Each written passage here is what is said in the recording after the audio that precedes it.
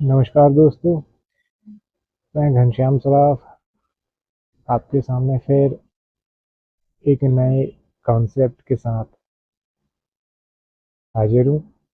और इस बार का जो कॉन्सेप्ट है वो मेंटल मॉडल तो है ही, पर जो हम इस सीरीज में हमेशा करते रहते हैं कि 4 डायमेंशन में अपने मेंटल मॉडल को जज करेंगे, अपनी फिलॉसफी को चेक करेंगे, वो आज नहीं हो पाएगा क्योंकि आज का जो मेंटल मॉडल है वो दरअसल उस पर फिट ही नहीं बैठेगा। और सच बताऊं तो मैं ऐसा नहीं कर पाया कि मैं जो 4 डायमेंशन है उस पर उस मॉडल को एक्सपेरिमेंट कर सकूं अभी तक। भविष्य में शायद आप कर सकते हैं, और आप करें तो मुझे ज़रूर बताइएगा कि ये कैसे किया जाएगा। तो कॉन्सेप्ट आज आप जो सुनेंगे वो एक तरीके का क्वेश्चन होगा आपके लिए, और एक तरीके की एक्सरसाइज होगी जो आप भी करना चाहेंगे अपनी लाइफ में। तो सीधे मुद्दे पर आते हैं, स्क्रिप्ट को छोटा करते हैं। और आज का जो मेंटल मॉडल है वो आपने ज़्यादातर नहीं सुना होगा इस बारे में। इसे कहते हैं लेटरल थिंकिंग। लेटरल थिंकिंग जो होती है ना, जैसे जिम में जाते हैं तो कहते हैं लेटरल राइसेस करिए, लेटरल राइसेस करिए। तो ये आपकी बॉडी से अलग होकर जो आप राइज कर रहे हैं डंबल को या बारबल को, वो लेटरल राइसेस कहलाता है। तो मतलब एक ऐसा तरीका जो ट्रेडिशनल, जो हमेशा किए जाने वाले तरीके से अलग हो, वो लेटरल वे होगा। मतलब एक out of the box concept को आपने धरातल पर लाकर उसे एक्सरसाइज करके उसको रियलाइज कर दिया, मटेरियलाइज कर दिया इस वर्ल्ड में, और अपने रिजल्ट को अचीव कर लिया। तो यही है लेटरल थिंकिंग, मेंटल मॉडल है ये। और इसको हर जगह इस्तेमाल किया जा सकता है, पर ऐसा कहा जाता है कि ये जो मॉडल है इसको इस्तेमाल करने के लिए आपको एक अलग तरीके का आईक्यू डेवलप करना पड़ेगा अपने अंदर। अब आप कहेंगे कि देखिए आईक्यू कैसे डेवलप हो जाएगा, ये तो गॉड गिवन है। तो आप, हर कोई होशियार नहीं होता, पर हर किसी को होशियार होने की ट्रेनिंग दी जा सकती है। वैसे ही जैसे हर कोई मिलिट्री में जाने लायक नहीं होता है, पर उसे मिलिट्री में भेजने के लिए ट्रेनिंग दी जाती है, उसे उतना रफ एंड टफ बना दिया जाता है ताकि वो मिलिट्री के लायक हो जाए, उस डिसिप्लिन के, उस कंसिस्टेंसी के लायक बन जाए। तो बस यही चीज़ें होती हैं कि आप अपने आईक्यू को ट्रेन कर लीजिए। तो ऐसे ही है ना कि जैसे आप अच्छे चेस खिलाड़ी नहीं हैं, पर अगर आप बार बार खेलते जाएंगे खेलते जाएंगे तो आप चेस के जो सारे गेम होते हैं, जो फंडामेंटल और फॉर्मेट्स होते हैं, वो आप सीख जाएंगे और आप एक अच्छे खिलाड़ी बन जाएंगे। तो लेटरल थिंकिंग यही होती है कि जो मौजूदा जो पैटर्न है उसमें कुछ चेंजेस करके अपने इन्वायरमेंट के हिसाब से, अपने ज़रूरत के हिसाब से उसको चेंज करके, उसे फ्लेक्सिबल बना के, कुछ चीज़ों को स्किप करके, कुछ चीज़ों को जोड़ कर उसमें जो डिज़ायर रिजल्ट है उसको हासिल करना, वो लेटरल थिंकिंग होती है। अगर आप इसे इंटरनेट में सर्च करेंगे तो आपको एक बहुत ही अच्छा एक उदाहरण मिल जाएगा, एग्जाम्पल मिल जाएगा इसे समझने के लिए कि 6 अंडे ऐसे एक बास्केट में हैं, और आपको उन्हें 6 लोगों को डिस्ट्रीब्यूट करना है, और हर किसी के पास एक अंडा होना चाहिए, और बास्केट खाली भी नहीं होनी चाहिए। तो अब आप इसे कैसे करेंगे? तो अगर आप देखेंगे तो मैं उसी से कॉपी करके आपको बता रहा हूँ कि बहुत आसान है। आप 5 एग्स जो हैं, 5 जो अंडे हैं, 5 लोगों को दे देंगे, और छठवें आदमी को बकेट के साथ ही एग्स दे देंगे, तो बकेट भी खाली नहीं हुई, अंडा भी खाली नहीं हुआ, बकेट भी खाली नहीं, और अंडा भी किसी छठवें आदमी के पास पहुंच गया। तो ये होती है लेटरल थिंकिंग। तो हमेशा आपको अराउंड द वे कोई सॉल्यूशन ढूंढने की कोशिश करना, ये बस यही लेटरल थिंकिंग है।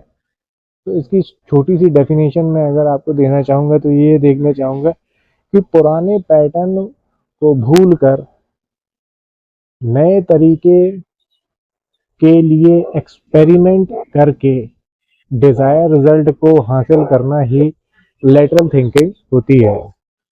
अब इसका इस्तेमाल हम कैसे करेंगे? देखिए, हर कोई ये कर सकता है, कहीं कोई लिमिटेशन नहीं है, कहीं कोई रिस्ट्रिक्शन नहीं है कि कैसे करना चाहिए और कहाँ करना चाहिए और कैसे करना चाहिए। हर कोई ये कर सकता है। तो आपको इस्तेमाल करने के लिए बस थोड़ा सा अपना जो माइंड सेट है वो टॉप लेवल पर लेकर जाना। मैं टॉप लेवल पर लेकर जाना पड़ेगा, इसका मतलब ये नहीं है कि आपको होशियार बनना पड़ेगा ज़्यादा, ऐसा नहीं है। आपको टॉप लेवल मतलब जैसे आपको बोलते हैं ना कि जैसे बियर ग्रिल्स आता था डिस्कवरी चैनल में, तो वो कहता था कि रास्ता ढूंढने के लिए ऊंचाई पर जाएं। ऊंचाई पर जाने के बाद आप देखेंगे कि जो होराइजन है वो कहाँ कहाँ तक फैला हुआ है, किस जगह पर क्या है, एक ओवरव्यू आपको मिल जाएगा। तो अब ये होता है कि जब आप टॉप लेवल पर जाते हैं, ऊंचाई पर पहुंचते हैं, तो आपको कहीं छोटा मोटा रास्ता वो दिख जाएगा, कहीं बड़ा रास्ता है वो दिख जाएगा।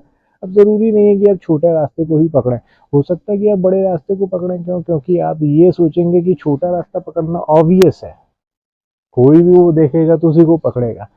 और लेटरल थिंकिंग यहाँ पर देखेगी कि वो ये भी देखेगी कि उस छोटे रास्ते में कहीं ज़्यादा अड़चने तो नहीं है, कहीं ज़्यादा ऑब्स्टिकल तो नहीं है। पता चला आप उन ऑब्स्टिकल से, उन अड़चनों से जूझने में लगे रहे और जो लंबा रास्ता था उसको आपने कम समय में तय कर लिया और आप अपने डेस्टिनेशन पर आसानी से पहुंच गए। तो मैंने बोला था कि इसको इम्प्लीमेंटेशन जो चारों डायमेंशन है उसमें करना मुश्किल होगा, पर फिर भी मैं एक आज आपके सामने बात बोल ही रहा हूँ तो एक छोटा सा आइडिया मेरे दिमाग में आ गया है कि जैसे हम लोग अपनी फाइनेंशियल लाइफ को बेटर करने के लिए, अच्छा बनाने के लिए क्या करते हैं कि हमेशा हम ये करते हैं कि दूसरों को कॉपी करते हैं। दूसरों को, दूसरे क्या कर रहे हैं ज़्यादा पैसा कमाने के लिए, उसको हम भी करने लगते हैं। पर यही अगर आप लेटरल थिंकिंग लगाएंगे तो हर किसी के पास एक से रिसोर्सेज नहीं है। रिसोर्सेज का मतलब ये होता है कि पैसा, उनकी ब्रांड वैल्यू। जिसके पास पैसा है, अगर पैसा नहीं है और ब्रांड वैल्यू है तो आप एक बड़ा मुकाम हासिल नहीं कर पाएंगे। और या ब्रांड वैल्यू नहीं है, पैसा है, तो भी आप ये नहीं कर पाएंगे। तो दोनों चीज़ें जो है इक्वल वेटेज रखती हैं। अब क्यों रखती हैं? क्योंकि आप गौर करिएगा कि हर किसी के पास पैसा है और उस पर आप विश्वास कर लें, ऐसा नहीं होता। बिजनेस ट्रांजैक्शंस जो होते हैं, जो फाइनेंशियल ट्रांजैक्शंस होते हैं, उसमें सबसे बड़ा जो बैकबोन होता है वो होता है ट्रस्ट। तो हम क्या समझते हैं कि हम भी किसी दूसरे के तरीके को कॉपी करके उसको जो मुकाम पर वो पहुंच गया है वो हम हासिल कर लेंगे, पर ऐसा होता नहीं, क्योंकि हमारे पास अलग रिसोर्सेज हैं, उसके पास अलग रिसोर्सेज हैं। हमें अपने रिसोर्सेज को इस्तेमाल करना आना चाहिए और उस तरीके से आना चाहिए ताकि हम ज़्यादा से ज़्यादा लीवरेज ले सकें। अब यहाँ पर लेटरल थिंकिंग लगेगी कि हम कैसे अपने रिसोर्सेज को लीवरेज लगाकर तेजी से रिजल्ट हासिल करेंगे, जिससे हम अपनी जो फाइनेंशियल लाइफ है, जो एक बड़ा मुकाम हम हासिल करना चाहते हैं, उस पर पहुंच जाएं।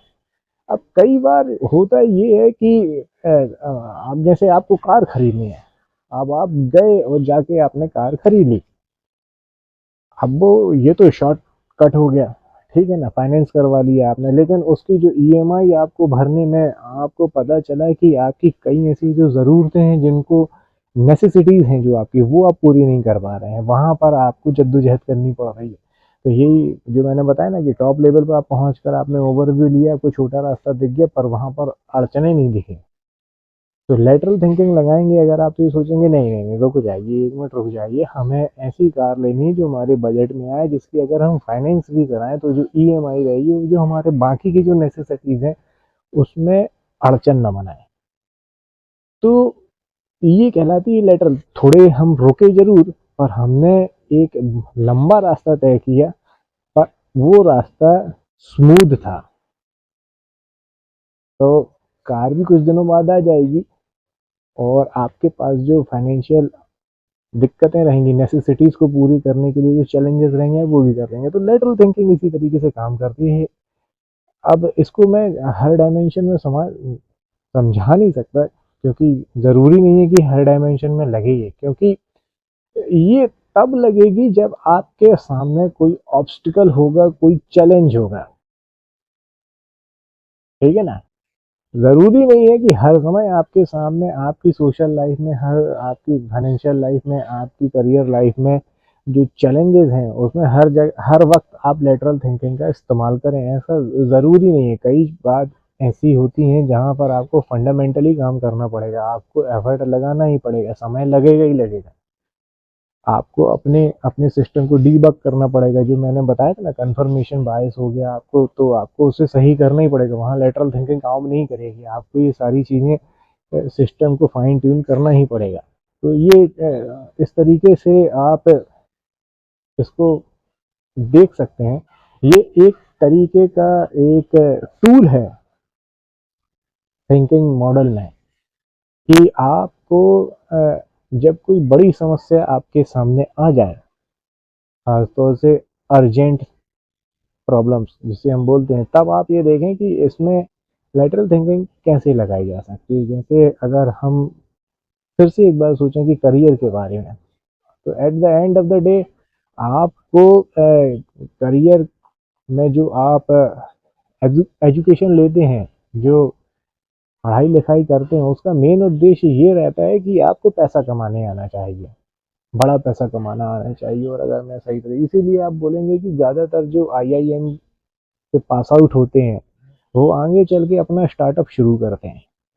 तो वो चाहे तो किसी कंपनी में सीईओ सीओओ इस तरीके से अपने आप को इस्टेब्लिश कर सकते हैं और अच्छी खासी सैलरी दे सकते हैं, स्टॉक ऑप्शन दे सकते हैं और बहुत पैसा कमा सकते हैं, वो भी एक तरीका। पर वो एक ऐसा तरीका चुनते हैं जिससे वो एक बड़ा चैलेंज अपने सामने लेते हैं और एक खुद की बड़ी कंपनी बनाते हैं। और जितनी मेहनत वो दूसरे की कंपनी बनाने में लगाते हैं, उतनी मेहनत वो अपनी कंपनी में लगाते हैं, तो वो खुद को बड़ा कर लेते हैं। तो पैसा उन्होंने भी कमाया, सक्सेस उन्होंने भी कमाई, नाम उन्होंने भी कमाया, पर तरीका दूसरा था। तो यही लैटरल थिंकिंग है कि हमेशा आपको ऐसा कुछ सोचना, ऐसा कोई तरीके को अपनाना जिससे आप, जो आपके सामने जो प्रॉब्लम्स हैं उसमें अगर कोई रूल्स हैं और आपको वो फॉलो करने हैं तो किए जाएं। पर अगर ऐसे कोई रूल्स हैं जिन्हें आप तोड़ सकते हैं, जिन्हें मेंशन नहीं किया गया है, तो आप उन्हें तोड़ सकते हैं। लैटरल थिंकिंग ये कहती है कि आप रूल्स को तोड़कर आगे बढ़ सकते हैं। अब कब आगे बढ़ सकते हैं कि एक तो वो रूल मेंशन ही ना हो, और अगर मेंशन हो और उसके बाद रूल तोड़ने के बाद आपको जो, अगर मान लीजिए पेनल्टीज भी लगेगी तो भी चलेगा। तो जैसे क्रिकेट में होता है ना कि अगर कोई मैच है, क्रूशियल है, और कोई बैट्समैन है जो मैच को जिता सकता है, तो जो बॉलर्स होते हैं उनकी दो या तीन अप्रोचेस होती हैं। या तो उसे उसके साथ वर्बल, जो जो कहा जाता है कि जो एक आर्गुमेंट की क्रिएट किया जाए ताकि उसका फोकस बिगड़ जाए, या फिर उसे उसका जो अदर बैट्समैन के साथ जो है उसका मिसकम्युनिकेशन कराया जाए तो वो रन आउट हो जाए, या फिर बॉलर अपना टैलेंट दिखाए और उसे बोल्ड करवा दे, आउट करवा दे, उससे गलतियां करवा दे। या फिर अगर ये सब कुछ नहीं हो रहा है तो फिर वो फास्ट बॉलर को ले आते हैं और बाउंसर पे बाउंसर डलवाते हैं। अब यहाँ पर होगा क्या कि देखिए, तीन बाउंसर अलाउड है, तीन बाउंसर के बाद चौथे पे एम्पायर वार्निंग देगा, पांचवे पे दूसरी वार्निंग देगा और छठवे पे पेनल्टी लगा देगा। लेकिन अगर वो मैच बहुत ही क्रूशियल है तो बॉलर सब कुछ रिस्क लेने के लिए तैयार है। वो चाहे तो वो बैट्समैन को इंजर्ड भी कर सकता है, तो वो कर सकता है, वो कई बार ऐसा कर भी देते हैं, वो इंजर्ड कर देंगे ताकि वो बैट्समैन बाहर हो जाएगा, सब्स्टिट्यूट प्लेयर आएगा और बॉलर के ऊपर पेनल्टी लग गई, एक मैच दो मैच की पेनल्टी, लेकिन मैच का जो टूर्नामेंट का जो रिजल्ट है वो बदल जाएगा। तो आप ऐसा करिएगा मत। ये अलग तरीका होता है। तो ये एक अंदर की बातें होती हैं कि जब गेम डिज़ाइन किए जाते हैं तो किस तरीके से लैटरल थिंकिंग का इस्तेमाल किया जाता है कि कोई प्लेयर ज़्यादा परेशान कर रहा है तो अपने किसी प्लेयर को आगे बुलवाया जाए और उससे उसको हर्ट करवा दिया जाए, फुटबॉल में उसे येलो कार्ड, रेड कार्ड कुछ भी दिलवा दिया जाए, वो गेम के बाहर हो जाए। तो मैच को जीतने के ये भी तरीके होते हैं। तो यही लेटरल थिंकिंग है। इसका सीधा सा मतलब यही है कि किसी ऐसे तरीके का इस्तेमाल करना जो कन्वेंशनल ना हो, ट्रेडिशनल ना हो, हमेशा इस्तेमाल होता हुआ ना आ रहा हो, उसको इस्तेमाल करके किसी डिजायर रिजल्ट को या बड़े रिजल्ट को अचीव करना। इस पे आप प्रैक्टिस कर सकते हैं, और अगर जब आप प्रैक्टिस करेंगे तो आपको ये कॉन्सेप्ट बहुत ही ज़्यादा इंटरेस्टिंग लगेगा।